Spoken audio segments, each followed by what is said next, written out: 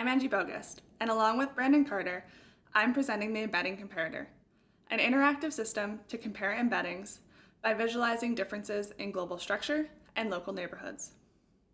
Embedding spaces are one way to capture the semantics of data. They map inputs, like words, into numerical vectors, and have been widely adopted in machine learning applications.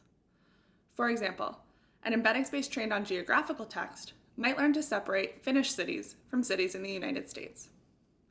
When working with embedding spaces, it is critical to evaluate and compare them to ensure they are capturing meaningful information.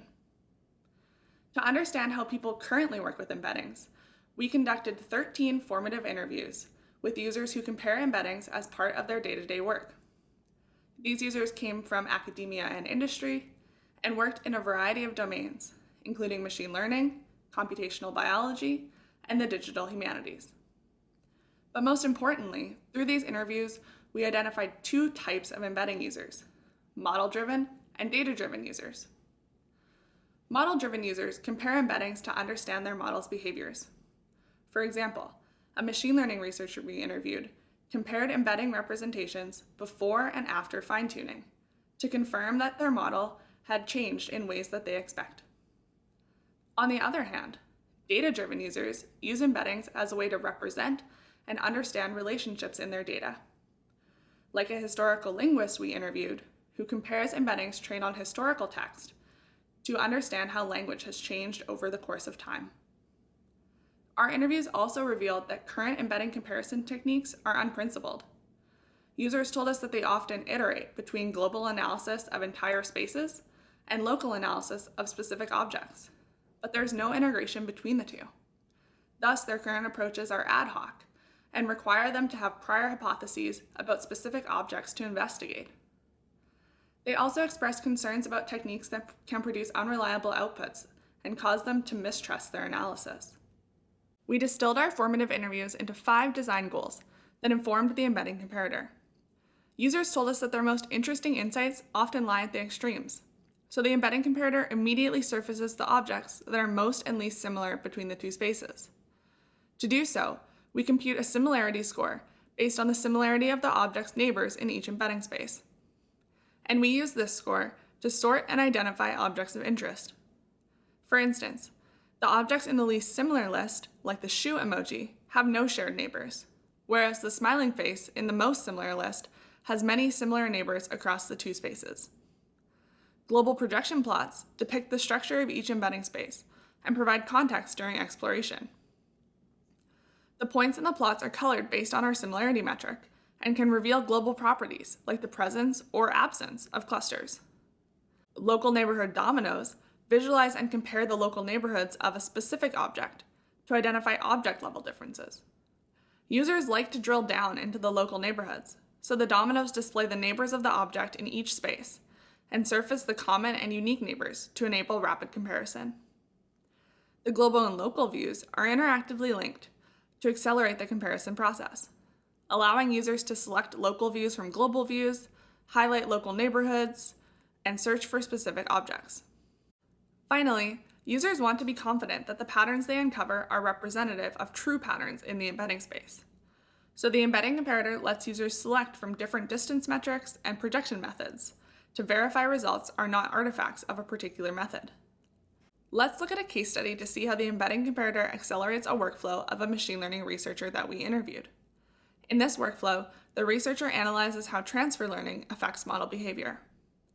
They train a machine learning model on general English text, and it learns to position words within its embedding space based on their semantics. Now that the model has learned general English, they continue to train it, this time on movie reviews for sentiment classification. This results in a fine-tuned embedding space that should capture the sentiment of review text. Let's use the embedding comparator to compare these embeddings and see what has changed. We load the general embeddings into Model A and the fine-tuned embeddings into Model B. The global projection plots show that the layout of the objects has changed as a result of fine-tuning. In the fine-tuned model, the least similar words are separated. Hovering over the plot, we see that negative sentiment words like disappointing are on the right, positive sentiment words like excellent are on the left, and words whose sentiment did not change are in the middle. Let's dive in and look at the words that did not change as a result of fine-tuning. Using the similarity distribution histogram, we can select the upper range of similarity values, and the embedding comparator filters the dominoes. The dominoes let us inspect specific words, enabling us to see that neutral words like U and R, as well as numbers like 16 and 14, did not change as a result of fine-tuning. This is expected, since these words do not express sentiment. Next, let's look at positive sentiment words. Since the global and local views are linked, brushing over the left side of the global projection plot interactively filters the dominoes to just those words. Scrolling through the least similar list, we see the number 7. We found numbers like 16 did not change, so it's surprising to see that 7 is one of the words that is least similar between the two models. Using the local neighborhood domino to inspect 7, we see it has changed in meaning from the number to the 7 out of 10 positive rating. Let's search for other numbers to explore how they may have changed. The dominoes show us that the numbers less than 5 have taken on negative sentiment, and the numbers between 5 and 10 have taken on positive sentiment. For example, in the general model, 4 and 8 are both related to numbers and cluster together. But in the fine-tuned model, 4 is positioned with words like worst on the negative sentiment side, and 8 is positioned with words like perfect on the positive sentiment side.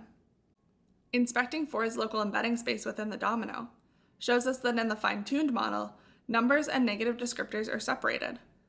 So despite 4 being related to both numbers and words, the embeddings are still capturing a distinction between the two. Using the nearest neighbor slider, we can gradually decrease k to see how the numbers change. A small value of k shows that 4's immediate neighbors are other negative sentiment numbers. And slowly, as we increase k, negative sentiment words start to appear as well. Here, the embedding comparator has helped us efficiently compare these two embedding spaces and test our hypotheses to ultimately uncover that sentiment fine-tuning has had its intended effect. In addition to case studies, we also conducted first-use studies with 15 participants to evaluate the embedding comparator's ability to enable efficient comparison. In these studies, we compared users' standard processes in a Jupyter notebook to the embedding comparator. In both cases, users compared word embeddings from the 1800s to word embeddings from the 1990s. In the Jupyter Notebook setting, we asked users to compare the embeddings using their typical analysis processes and whatever code or third-party tools they needed. We also provided them with starter code for basic comparison strategies like dimensionality reduction. To evaluate this study, we computed quantitative metrics into how many insights users gained, how long it took them to gain insights, and how many theories they generated. We counted an insight anytime a user identified a similarity or difference between the two embedding spaces, and we counted a theory anytime a user generated a reason for an insight. With the embedding comparator, participants gained more insights, uncovered insights faster, and generated more theories than when they used the Jupyter Notebook. But not only did the metrics improve, participants found analysis with the embedding comparator was efficient and effective. After using both interfaces, one user said, "The differences immediately popped out in the embedding comparator. This is precisely what I was trying to articulate in the Jupyter Notebook." When analyzing the local neighborhood dominoes, another participant was amazed at how quickly they were able to identify differences, expressing that just by presenting information in a better way, the embedding comparator enabled them to have a breakthrough. And a final user really wanted to use the embedding comparator in their own research workflows.